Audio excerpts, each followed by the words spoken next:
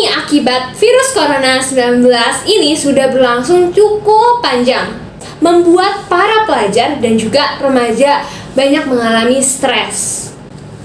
Hai guys, kembali lagi di YouTube channel aku, Nesias. Kalian ada nggak sih yang ngerasa saat pandemi ini itu ngerasa stres berat? Tenang guys, kalian nggak sendiri. Ternyata menurut survei Save the Children pada 37 negara, di awal pandemi tingkat stres anak remaja itu mencapai 61,6%. Lalu pada periode berikutnya, tingkat kesetresan anak remaja meningkat jadi 95,5%. Wah, banyak banget ya guys yang stres. Ternyata bukan orang dewasa aja yang bisa stres, tapi anak remaja juga bisa mengalami stres. Apa sih yang membuat para remaja mengalami stres?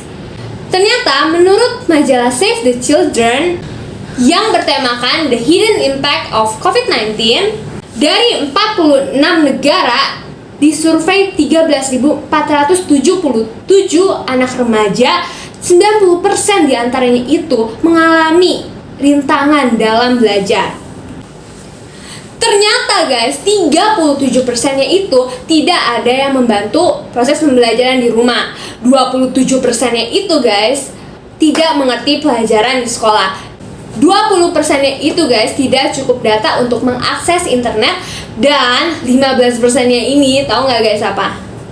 Karena ada banyak pekerjaan rumah yang harus dikerjakan. Contohnya guys, nyuci, ngepel, nyapu, atau mungkin setrika. Kalian kan pasti mengalami nih guys, aku yakin.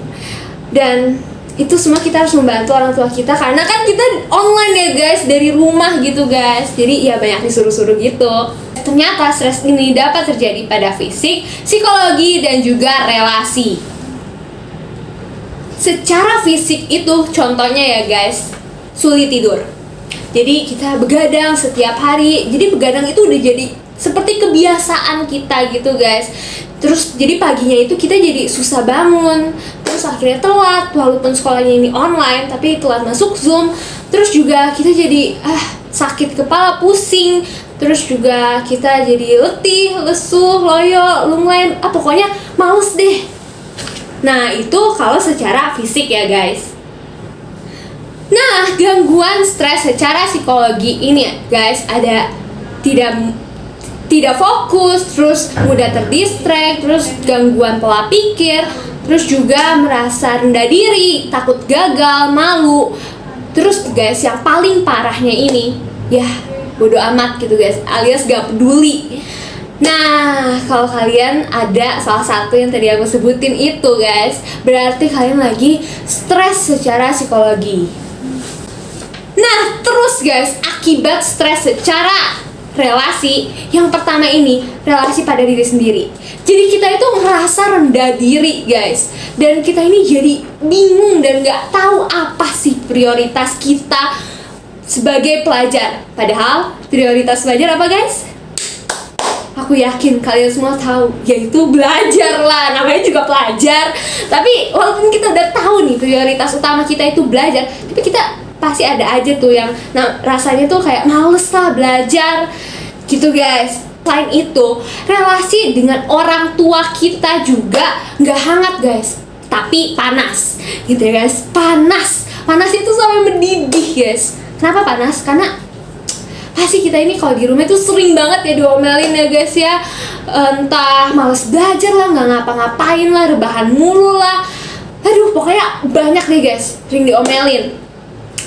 Nah, mungkin guys, kita itu sering diomelin karena ya namanya juga pandemi ya guys, di rumah terus, belajar di rumah, pokoknya melakukan kegiatan apapun di rumah. Jadinya orang tua kita ini gampang marah gitu guys ke kita. Tapi guys, tahu gak sih? Menurut survei ya guys, 95,1% orang tua guys itu stres di masa pandemi ini. Jadi kalau orang tua yang stres, anaknya juga stres guys, pas dimarahin. Jadi sama-sama stres ya guys ya. Nah, yang ketiga guys, relasi dengan guru menjadi tidak baik. Jadi guys, di online gini ya guys, guru kan banyak ngasih tugas gunung. Terus pas ngajarin tuh ada beberapa guru yang nggak ngerti gitu waktu ngejelasin. Terus ada guru juga yang cuek acuh. Tapi cuek sama acuh sama aja sih guys. Terus itu kan membuat kita jadi, aduh males ya ngerjain tugas. Rasanya itu males banget ngumpulin tugas. Nah, kalau teman-teman di sini males ngerjain tugas, itu berarti teman-teman sedang stres dengan relasi dengan guru juga.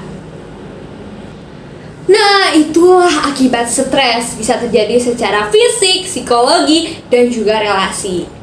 Hai mami-mami, papi-papi setanah air, itulah tadi ciri-ciri anak remaja yang lagi stres. Dan halo juga Bapak Ibu guru, itulah ciri-ciri murid yang sedang stres di masa pandemi ini. Hai remaja dan pelajar setanah air, stres boleh aja, tapi jangan lama-lama ya stresnya. Soalnya pandemi ini kan udah terjadi di Indonesia selama 2 tahun ya. Dan situasi ini pasti berubah tidak sesuai dengan harapan. Oleh karena itu, yuk kita atasi stres dengan 3 hal ini. Yang pertama, belajar menerima keadaan.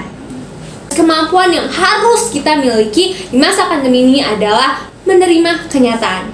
Jadi guys, pandemi ini kan ya emang nyata ya guys. Jadi kita harus menerima kenyataan. Dan kita ini gak ada yang tahu kedepannya itu gimana.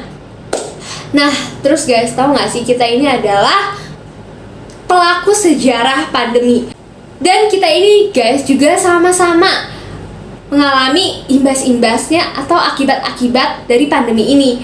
Misalnya guys, mungkin ada teman-teman kita atau di sekitar kita ini ada yang kehilangan keluarganya, atau mungkin di keluarga kita sendiri ada yang sampai kena virusnya, masuk rumah sakit, meninggal, terus juga ada yang mungkin di PHK, terus juga bangkrut, pokoknya dan lain-lain lah guys, banyak.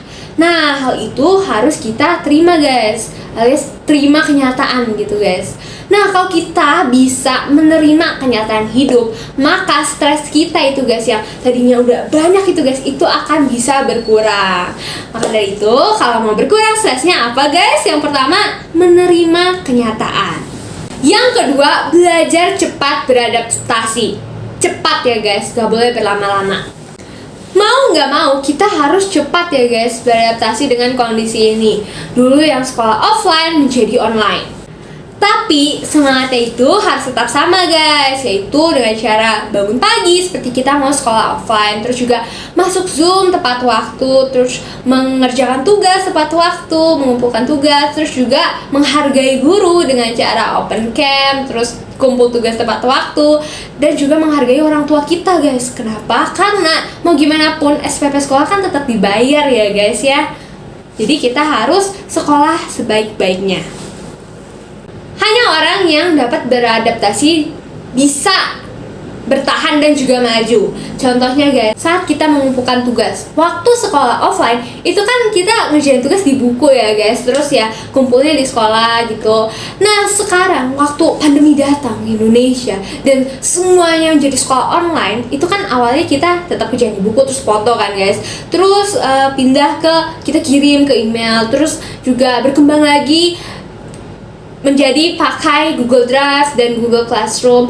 Nah, kita harus bisa beradaptasi guys, agar kita bisa bertahan dan maju. Oke, yang ketiga, belajar berkarya di era digital. Guys, suka atau tidak suka, mau atau nggak mau, dan bisa atau tidak bisa, kita ini kan udah terlanjur masuk ya guys ke era digitalisasi. Nah, maka dari itu kita harus bisa nih berkarya di era digital. Pengetahuan itu guys sekarang dekat dan mudah diakses guys. Mau hal yang positif, konten-konten positif ataupun konten-konten yang negatif ya guys, itu sangat mudah sekarang untuk kita mengaksesnya. Nah, sebagai seorang pelajar dan remaja tentunya kita harus lebih sering nonton konten yang positif guys. Nah, siapa sih idola kalian di media sosial? Kalau aku ya guys, aku ini ada Bang Jerome Pauline, terus ada Kak Maudy Ayunda, terus juga Kak Jessica Jane, Miss Chai Devon, pokoknya ya banyak ya guys yang kadang aku suka nontonin, tentunya hal-hal yang positif gitu, yang mereka ini berkarya lewat sosial media guys, lewat Instagram, YouTube, TikTok, Dan aku yakin banget teman-teman juga bisa nih mulai berkarya lewat media sosial, karena berkarya lewat media sosial ini lebih mudah guys untuk para remaja sekarang. Oh ya guys, aku juga ikut berkarya loh lewat YouTube aku nih yang sekarang kalian lagi nonton videonya. Terus mulai dari aku tutorin pelajaran kayak matematika, IPA, IPS, PKN. Terus aku juga aktif di TikTok, terus juga di Instagram, dan aku juga nulis buku. Aku juga sedang memikirkan guys, apa lagi yang bisa aku berikan kepada negaraku. Nah itu dia guys, 3 hal cara mengatasi stres ala aku. Nah, masih ingat kan guys? Yang pertama, belajar untuk menerima kenyataan. Yang kedua, belajar untuk cepat beradaptasi. Dan yang ketiga, berkontribusi di era digital melalui media sosial guys. Jadi yuk jangan lama-lama guys stresnya, kita bangkit bersama dan berkarya bersama demi Indonesia lebih maju. Oke guys, sekian dulu video dari aku kali ini. Terima kasih sudah menonton. Jangan lupa untuk di like, comment, share, and subscribe. And see you guys in the next video. Bye! Jangan stres lagi ya.